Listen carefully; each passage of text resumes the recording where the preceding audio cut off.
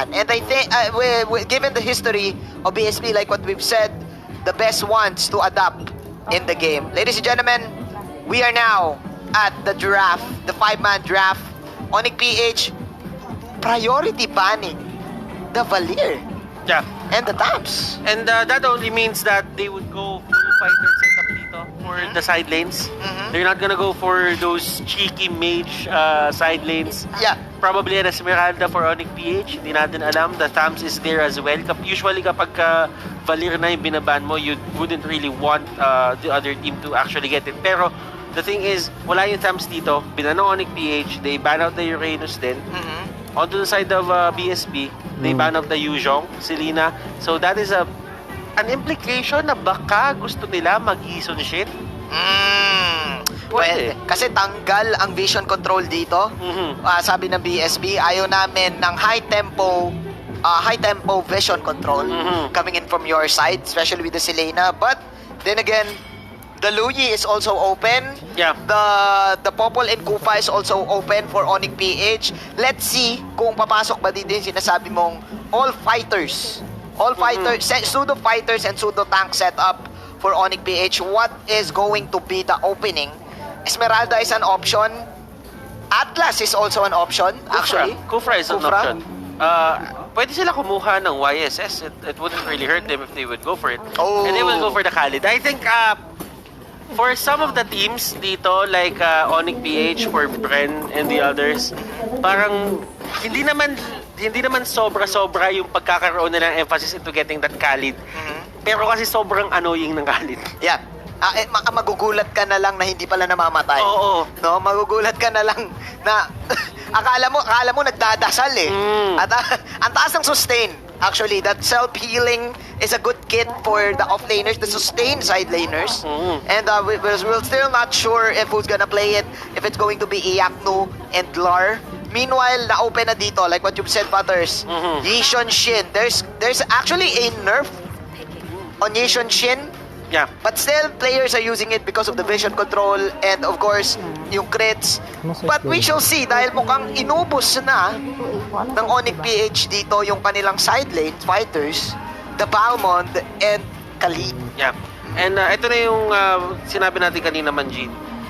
Double fighter setup onto the side lanes. So they don't really want Valir to be there. Bakit mo baban si Valir? Because Durance is one of the things na talagang kaya ko counter dito. Yeah. And kapag ikaw isang Valir, parang natural Durance carrier ka eh. Oo. Kasi may ability power and meron ding damage, 'di ba? There we go. Digi yung kinuha nila. There we go. Ang itlog. It could be the cheese strat na ginawa ng Aura PH. Pero kasi ang titingnan ko dito for ONIC PH naman, if BSB pick that Digi at pinaplano nilang gawin yung same strat as Aura PH, ONIC can go for the Hilda. Tapos kunan niya ng stacks. Ng ulti etong si Digi. Si Kapwan siya magagamit. There you go. Heroes that benefit with bets are actually good counters. Great counters actually. You know what yung isa pa? Sino pa? You know what yung isa pa? Yung talent, yung emblem talent, Festival of Blood. There you go. Even the Mincitar can actually be picked here. Passive, no? Yeah, it's a good counter to the Cho. But I think sabi ng BSB dito, teka lang, napanood nyo na yun ng week 1. Pwede naman natin baguhin ng week 2. I like the concept here with the Digi din kasi it saves the Asian shit. Classic time journey technique mula sa Digi. Even the Raging Statstorm, pwede siyang makawala. Kahit papano. So, we shall see. Kasi papasok na tayo sa ating third phase ng picks and bans. Dati second phase lang eh. Ito, Mina. Sa totoo lang, hindi ko na nakikita dito na gagawin nila yung Digi strat. Ako din eh. Kasi masyadong strong yung side lanes dito ng ONIC PH. At para mapatakbo yung Digi strat na yun, nakita niya yung ginawa ng Aura PH yun. They banned out the Uranus, they banned out the Choa, they banned out yung mga, sabihin natin, Yuzhong, para hindi na makontrol yung lane. Etong dalawang fighter sa side lane ng ONIC PH, yung offensive and defensive nila, mataas. Very strong setup. Yes. So, if you don't win your side lanes at pinamigay mo pa yung Digi mo, that means dalawang tao na lang yung gumagana Yes. sa lineup mo mismo. Yes, there's a certain way for you to play that ano ba pwede nating tawagin? It looks strategy. You need sustain lanes. But I think not just your side lanes kasama na din yung mid lane mo doon. No, that's why good din yung Jason Shin. But this time, BSB, they're respecting the course here now for the side of ONIC PH. I like the TAMS and the export ban para sa side ng ONIC. Looking at it dito, I just feel that yung export was a good ban. Kasi ayaw mo din kasi onto the side of ONIC PH na magamitan yung glowing 1 tsaka Ice Queen 1 setup for these fighters. Oo. They're very tanky. Yes, they're very tanky. Pero kasi consistent yung DOT ng isang export. Yes. And actually, 4 na fighters ang binan ng ONIC PH. And yung TAMS, oo nga. I think there's a little bit of visual bug here for ONIC PH. We're gonna check that out. What is the other ban? But it seems like it's another fighter. It seems like it's another fighter for ONIC PH. Napahaka doon, Butters.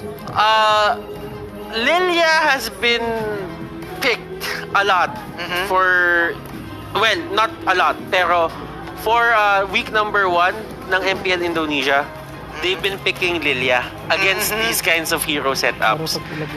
I like the thought process dito na ginawa ng BSB. They get the Lilia. It's actually an answer for Dilar and Yakno. And kumbaga, they have consistent damage. They can push the waves easily. They can clear the waves easily. Minions, towers, you name it, they got it. Cyclops and Hayabusa, hulihan ang laban dito ng side ng ONIC PH. I like it. I think it's the only option then for ONIC PH since nawala yung Farsa and nawala yung Valir.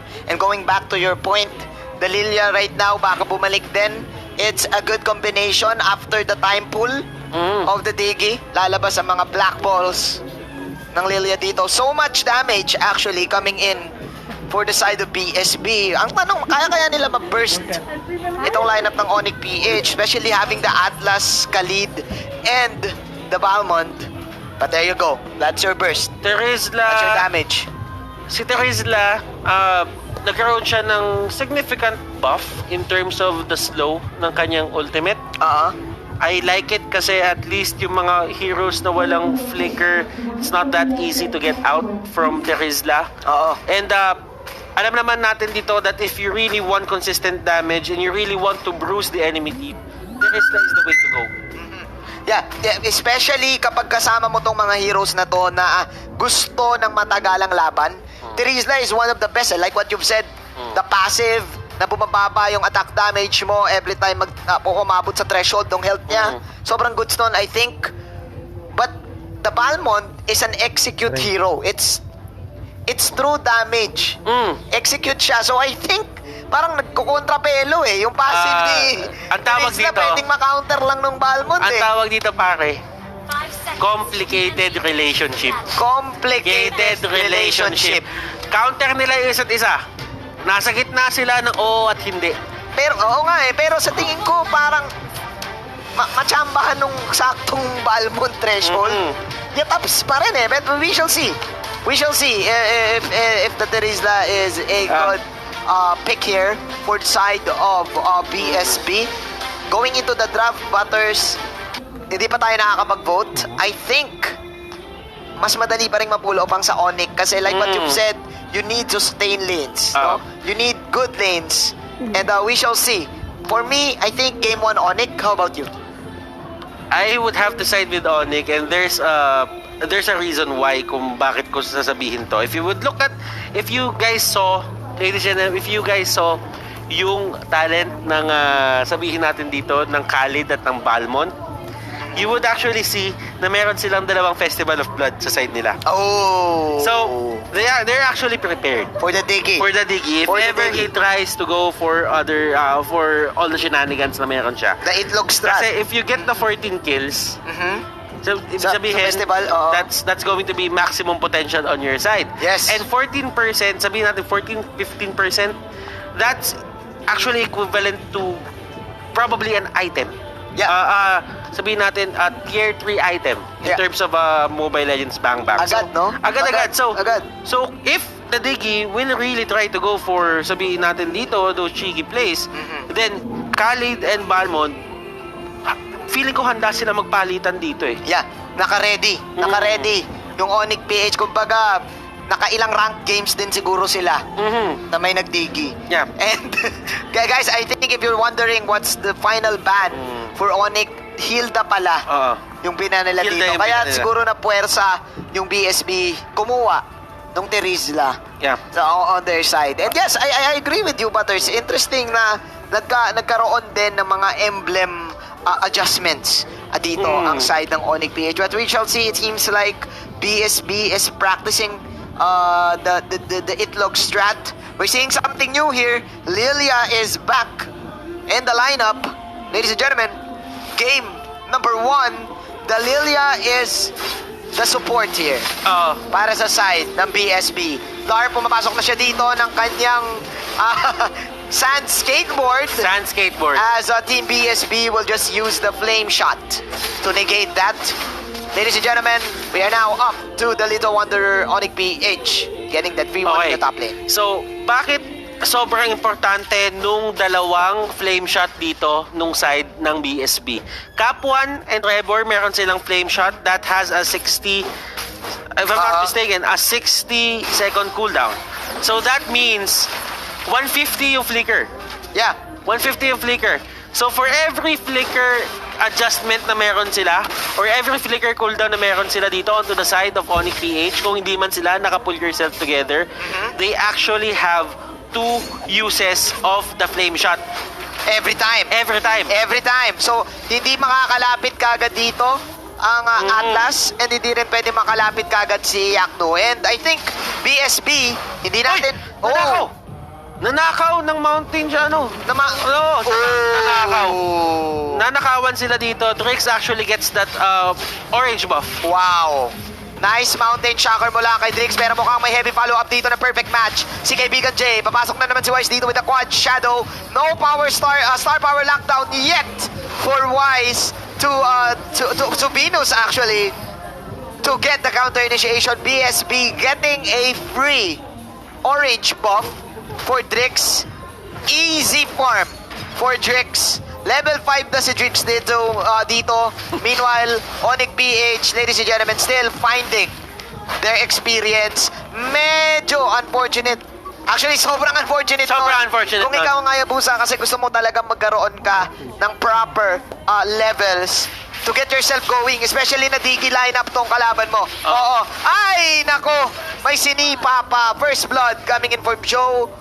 BSB on a roll for the first 2 minutes ng ating laro. Alam mo, ito yung nakikita ko dito. BSB, they got the orange buff. Nabigay nila kay Drix yun. Drix has an extended amount of orange buff dito. So that means, kapag lumabas yung turtle dito, yung first turtle, may assurance siya na meron pa siyang orange buff. There you go. Now, yes. Now, ONIC PH, ang nakakapagtaka dito sa totoo lang, nakapag-set up naman sila dun sa may taas, and they really went for the aggressive kahit nandun mismo si Drix. They really tried to get the kill kahit papano para ma-level or ma-equal yung playing field. Yeah, gusto nila kahit papano makakuha ng tamang exchange. But Butters, ikaw na nag-point out nito, since may extended orange, why not? Go natin ang laban. Ayun yung star power lockdown. Pero Raging Sandstorm onto 2. At may time journey pero delay na ata ng onte dahil nakapatay pa dito si kaibigan Drix. Single, double. Long range, melee range. Crits are real. The Diggy is the one falling down, but BSB getting 2. Meanwhile, meron pa silang turtle and nakuha pa nila yung top lane tower. BSB is now in control sa first 4 minutes ng ating laro. And Cap 1 here to scout out Wise. Cap 1, magiging sacrifice na lang siya dito. That is the Diggy death. And mukhang dito na papasok yung strategy ng BSB. Hindi na ngayon makaka-rotate ng maayos ang ONIC PH dahil nga nandito, ladies and gentlemen, si Cap 1. Alam na kagad ng BSB kung saan pupunta itong mga tanks. Trevor dito doesn't have the black shoes to get away. Knock shoes. Knock shoes. Cap 1 dito is doing a late tribute Late para sa tribute buhay eh. niya. Naging late tribute na to. Kumbaga, hindi to katulad nung ginawa ni Caplicia from the get-go. Yeah. He took himself down. Ang ginawa niya dito, he just went for the early levels. Sinubukan niya muna kunin yung extra level sa time bomb niya para magkaroon siya ng extra threat. And look at this, hinahanap niya talaga kung nasan dito si Wise. At least may onting damage. And I think it makes sense. It makes sense talaga ng todo. Kasi ngayon may sustain na yung team nila eh. May sustain na yung BSB, malakas na si Drix. Siguro bukod doon sa auto alarm bombs na pinapalakas na yung damage, gusto niya rin na kaya na mag-sustain mag-isa ng mga teammates niya. And mukhang dito na papasok yung sinasabi nating Digi Strat. Let's see how can the Festival of Blood counter this. Mukhang tinutuloy-tuloy pa rin ng ONIC PH ang pag-kill sa kanya, pero ang BSB kuha na ng mga towers. I've been hearing a lot of things about, sabihin na natin dito sa Digi, na bakit niya ginagamit yung ultimate niya. Eh, wala naman siyang ninenegate na kahit anong stun. Wala naman siyang ninenegate na kahit anong slow. It's a matter of getting the extra armor. Yes. And when you get the extra armor, what does that do? They actually use more resources than intended. To get you. Pero Atlas will actually get the turtle. That is the kill onto Drix. Star running away. Pero hinampas siya ng maso dito. At ayun yung star power lockdown ni Oh My Venus. Sama pa ng mga planets attack with the execute kill. Coming in from Yaknu. Trevor still running away. And BSB, even though nakakuha sila ng magandang vision, nakuha sila ng magandang space, it's still ONIC PH getting that victory. Kapwa now in the mid lane. Pause muna tayo doon sa Itlog Martyr Strats. Kuya Butters. Meanwhile, makukuha ata dito si Wise, pero flicker out on the show. And alam na natin yan, automatic. Huwag ka na magtaka kapag namatay ang isang Digi. Ngayon, katulad nung post ng ONIC PH kanina, Winnie the Pooh, hindi Winnie Monson, Winnie the Pooh, ang ONIC PH dito, in terms of getting the objective sa buong mapa. Wish sila magpapatigil dito, pre. Hindi talaga. Wish na wish. Wish Khalib. Wish. Wish na wish. Wise na Wise. And look at the score of Wise. 5-0-7. Ladies and gentlemen, this is scary. Kasi even though you are the Lilia, even though you are the Yishou Shin, with the shadow kill, susundan ka ng ultimate device eh. Susundan ka ng ultimate. So this is looking bad right now for BSB. ONIC PH, they stayed with their win condition, and their win condition is to the clutch win that turtle fight. After that, they're now in control of the entire map. With just one fight. Butters, 15-4. BSB were there. They were actually leading by 2K? 3K? Kanina? But I think BSB, they underestimated the damage potential of the AOEs na meron ng ONIC PH. Kung kailan ginawa nila Kapuan etong sacrificial Digi, feeding Digi strategy, doon bumaliktad lahat-lahat. And it's not like ONIC PH dito is actually putting a lot of emphasis para kay Digi na ma-takedown siya, or alam mo yon, pagkaisahan siya ng mga tao dahil nagbibigay siya ng kill. Ang ginagawa dito ng ONIC PH, sige, gawin niyo yan. Kulitin mo si Wise. Pero si Wise lang bahala sa'yo. Okay lang. Okay lang. Okay lang. Hindi ka namin iintindihin. Naka-killing spree si Wise. Kapag ka na-takedown ka niya, kung ano man yung bomba na binato mo, na lifesteal niya yon galing sa sarili mong buhay, at nakuha niya yung killing spree pro. So it's going to be okay. Sulit. Sulit pa rin. Kumbaga, kahit walang gold, sabi ni Wise, okay lang, mayaman ako. Mayaman ako. Hindi ko kailangan ng gold. Malakas na ako. May item na ako. But the thing is, kasi kapag ka na-takedown mo si Wise dito, there is this illusion na kapag ka napatay mo etong si Wise, yung kanyang kill streak napakataas. So, pagka yung kill streak na yon napakataas, ibig sabihin, mas malaki yung shutdown gold. Shutdown gold na binibigay. Totoo. Pero yung shutdown gold na yon, hindi siya actually nag-equate dun sa nakukuhang pera ni Wise. Kasi at this point on, wala nang binibigay na gold yung Digi na yan. Totoo. So, nagkakaroon ka ng economy na si Wise hindi naman talaga nakakaangat ng todo-todo. Pero, kapag pinatay mo siya, iaangat ka niya. Yeah. Kumbaga, yung sobrang taas ng value ni Wise, wala na nga siya nakukuha masyado, nalulugi na siya sa stats. Nalulugi na siya, Lugi na siya sa endurance. Pero, masundutan mo lang ng onte, daig mo pa nanalo sa loto. Parang ganon. Yun yung ano yung 20 taya, panalo Panalo 50. panalo 50, ganun. Pwede.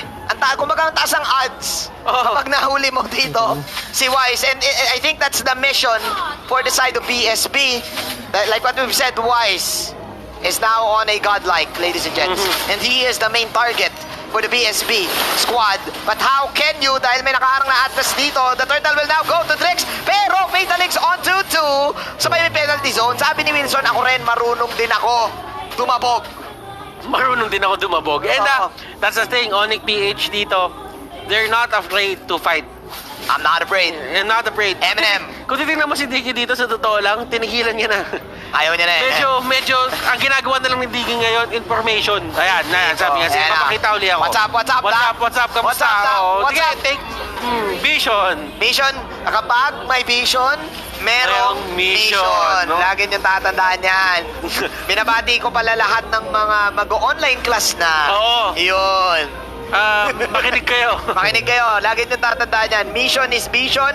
And with vision, may core values. And mukhang wala nang core values dito ang side ng BSB dahil chinukchak nga ni Wise. Si kaibigang Wilson, the star power lockdown will connect onto Trevor, but that is the black shoes. Trevor will go for the counterplay. Drix going in for the Bloods. They will chase this with the traceless in. The Diggy is still here.